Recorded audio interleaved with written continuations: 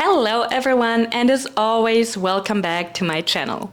Or if it's your first time, welcome to my channel. My name is Marlene and I talk about eating disorder recovery and everything related to healing the relationship with your own body, with food, and with movement.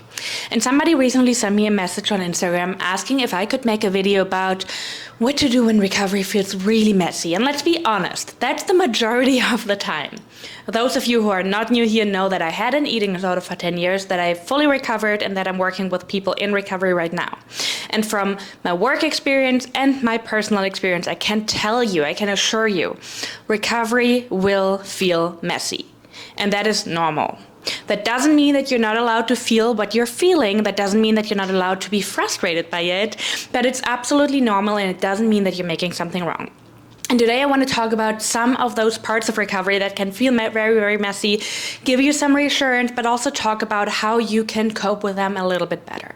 And the first one is everything connected to eating, especially if you're going through extreme hunger, whether it is mentally or physically, it will feel messy, it will feel wrong. I talked about the phases of healing before, which is a psychological concept, and phase number 1 and 2, and even part of phase number 3 are chaotic phases. They are literally called chaos phases, and this is just what it feels like. Super chaotic, not right at all, not blissful at all. Because oftentimes we think that healing must be this blissful journey where we feel like so great. And yes, you will probably start to feel better in some areas at a certain point of time, but oftentimes everything also feels super chaotic. And so when you're going through extreme hunger, or if you're overall eating more, all of a sudden you will be between those two voices, the eating disorder voice and the recovery voice. And so if you have listened to the eating disorder voice for a certain amount of time, and for a lot of people that's a long amount of time, it's only logical that you begin to question everything. Because as long as you listen to the eating disorder voice and to eating disorder rules, you feel safe because you have some kind of a rule set that you're listening to, and it feels right, it feels good. Once you go into recovery and you start to challenge those things, the eating disorder is still there. So it's not like it's already gone and it feels good to do all the other things. No, the eating disorder is still there and still has all the old rules and still wants you to do something else, but you're going against it. So it's only natural that it will feel messy and will feel wrong. Now, when extreme hunger comes into the picture, and this is something that unfortunately a lot of people still don't know a lot about, and so sometimes doctors, family members, friends might not even understand it, then it becomes really messy. Because one of the things that recovery unfortunately has in common for a lot of people is comparison. And that is because we're not listening to those old rules anymore. Because as soon as we stop to listen to those old rules, we have to have some kind of frame of reference. So oftentimes we begin to compare ourselves with people that are not in recovery. And sometimes even if we compare ourselves to people that are in recovery, it will still look different. Maybe those people are not going through extreme hunger. Maybe they're not talking about it openly. And maybe their journey just looks completely different. So comparison is a thief of joy, but unfortunately it's also something that is just very, very common in recovery because, again, you want to have something to hold on to. Now, oftentimes when we enter extreme hunger or when we experience extreme hunger, it's not only physical, it's also mental. And physical extreme hunger can already be super, super challenging because you feel like I'm eating and I'm eating and I'm eating and I'm not getting satisfied. I'm still hungry. What is wrong with me? Even though it's a completely normal response of the body and it's super, super important to listen to it. But again, it goes against everything that you taught your brain for many, many, many years, a month, or however long you've had the eating disorder.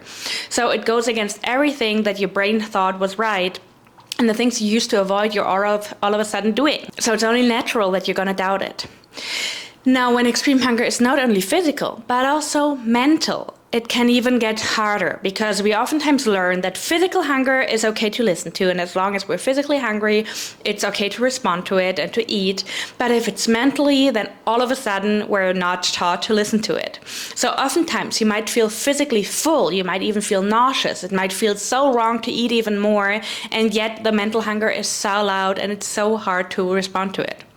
And I want you to know that this is a case for a lot of people. And I know that there's so much information out there, and so many people get so afraid that they're just getting addicted to food, that they experience binge eating, that they're just getting greedy. When mental hunger is a super important part of recovery, And sometimes it's really about seeing what works for you. Because I know how hard it is to even respond to the mental hunger when you're just physically so full. But for some people, like going through that fullness and experiencing that and still eating is even part of the journey. Because some people can be very afraid of even feeling full. And of course, you're going to feel bloated. Your digestion will not be super sped up yet.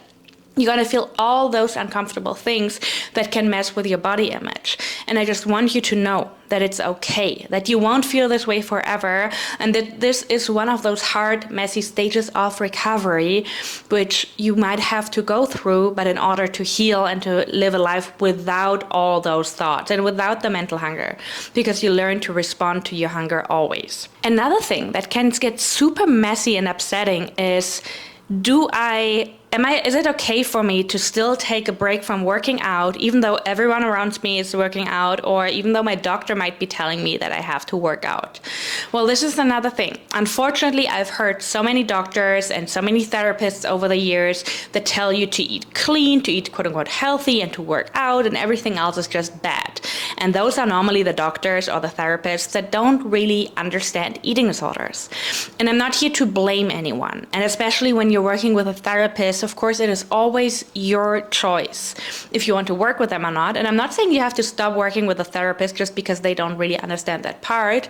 But I do want you to know that no matter what your therapist or also your coach is telling you, you can always question it and you can always get back to yourself. And if you feel like, no, this is my way right now, I have to continue it. That's what I did. And this is not to say that you should ignore your therapist's advice overall. Please don't get me wrong. Please, this is not what I'm saying. But I am saying that a lot of people don't understand that part of recovery. And I've been going through it myself, and I actually changed therapists. And then I found someone who actually really got it and who encouraged me and who told me actually the things that I'm telling you guys in my videos right now. The pendulum oftentimes needs to swing. Oftentimes you need to eat more and you need to rest completely. And I found a therapist that completely encouraged that. And the funny part is, I now really like to work out again. But this didn't come from pressure. This came from taking a really long break and learning that it's absolutely safe to eat and not work out.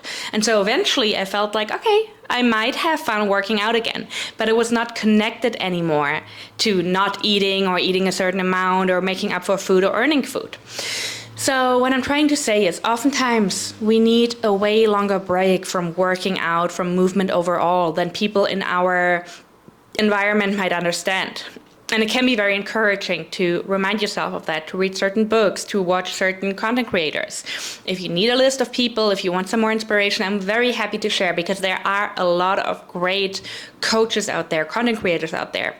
And honestly, I would rather you watch all of them. I don't want you to only watch my videos. The more people that reinforce that, the better.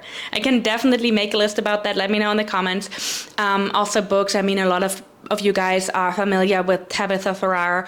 And of course, also here, just as I said before, there's always nuances to something. Not everything that Tabitha or I or somebody else says must be completely true for you. That's an important part. My recovery journey probably look completely different from yours and from somebody else's, but there might also be things that are helpful for you, especially when it comes to reassurance. So what I'm trying to say is, take what you need. Listen to podcasts. Watch people that give you the reassurance, that it's okay, that your body has your own timeline, that all of these things are okay, but without feeling like you have to copy everything that they say or said. And when it comes to working out in sports, it oftentimes even feels unhealthy, because maybe you've gained a lot of weight. Maybe you feel way more immobile than you did before. And maybe you feel like, I've gained so much weight, I'm definitely eating enough to fuel my movements, so it must be unhealthy that I'm not moving right now. But I also want you to remember that it's not only about your body. Yes, that plays a big role. And of course, you always have to make sure that you're getting enough energy in, especially when you're moving, but also if you're not doing that. But the other part is your mental recovery, which takes way longer. And everything that supports your mental recovery is healthy. Everything that gets in the way of it is unhealthy. So if moving right now feels way too early, way too triggering, then it's not healthy right now. And again, you can also remind yourself that this is not forever. And that doesn't mean that you have to jump back on the workout track and go back to old patterns after recovery. But that means that in the future you can decide again. But for now, it might be the healthiest to just take a break from it. And just as a little point of reference, I took a break for 2.5 years. I had a little attempt of going back to the gym. It was definitely not healthy because it actually brought me back a little bit into like those old behaviors. I didn't have a full-blown relapse, but I could tell that I was not quite there yet mentally. And so I took another break. And I know people that took longer breaks too. That's the thing. Again, your body has its own timeline. The same also goes for feeling icky. If you feel bloated, maybe some of you know that feeling of eating like a lot of chocolate. And it just, that you get this icky feeling. And oftentimes, of course, it's very connected between, on the one hand, your mind. You might sit there and see, oh my God, I've eaten all these things. And this is like so different from when I had my eating disorder. And maybe your mind is even starting to count calories, which of course we're trying to interrupt in a recovery.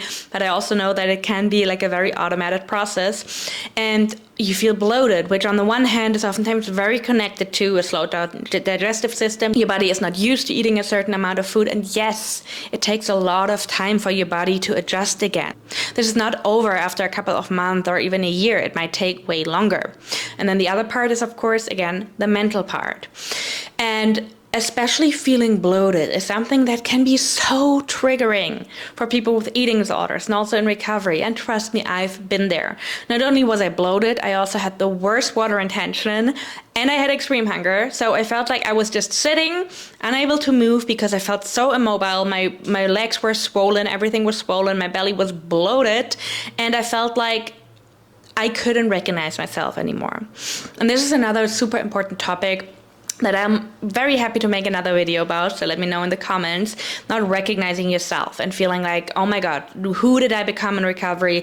I used to look so different, I used to be so different, and now I've become this person that gained weight, that's not moving anymore, I'm not recognizing myself anymore. And this can also be part of the messiness of recovery. This is not to scare anyone, but to reassure you that it's okay, and that this will not stay this way forever. A lot of people also don't really feel like going out. And of course, one part can be the body image, and the other part can be that you just want to eat and that you just want to be at home and relax and your body doesn't want to move. And this can be tricky to answer, because on the one hand, I'm always all for please rest. I know that Dani, who I made an interview with a couple of weeks or a month ago, once shared that in her recovery, she would stay home for a whole year watching Netflix and just eating and listening to her extreme hunger. And for a lot of people, that can be super helpful. If, however, you feel like, well, part of me wants to see friends, part of me wants to do something, but I'm just going to wait until my overshoot weight goes down. I'm just going to wait until my body adjusts. I'm just going to wait until my weight redistribution is over. Those are things that you can't control. If that is the case, please don't wait. Do it anyway. Go out, see your friends, have a good time. I promise you it will make your recovery a little bit easier because it shows you what you're doing this for. But this is not to say that you have to do it if you really don't feel like it. So again, this is one of those situations where you might have to try around a little bit. Maybe you want to see how does it feel to do something, to hang out with somebody that feels safe. If it feels overwhelming, do I want to adjust? Do I want to invite them over? Or do I want to wait a little bit longer? And again, I know that there is no set answer, and this actually contributes to the messiness of recovery, but this is why I'm talking about it. Because you might see somebody online that says, oh my God, hanging out with my friends in recovery was so helpful. And you might see someone online who says, oh my God, just hanging out at home and watching Netflix was so helpful. So there is no right or wrong way. Please just make sure that you are not waiting until it's over, because life happens now. And this is not to say that you're missing out on everything. Putting a pause on things and taking things slower is absolutely fine in recovery. But don't hold yourself back and wait until it's over because you feel like right now I can't even be seen. I know what that feels like and I know how hard it is. But trust me, it can really make a difference if you have safe people and if you feel like, well, I'm just gonna do it anyway. I really hope that this video was helpful. Let me know in the comments, please, if you have other questions related to recovery, if you have other topics that you want me to cover. And if you could leave a like, leave a comment, subscribe to my channel if you like my videos, that's super helpful. And I will see you in the next one.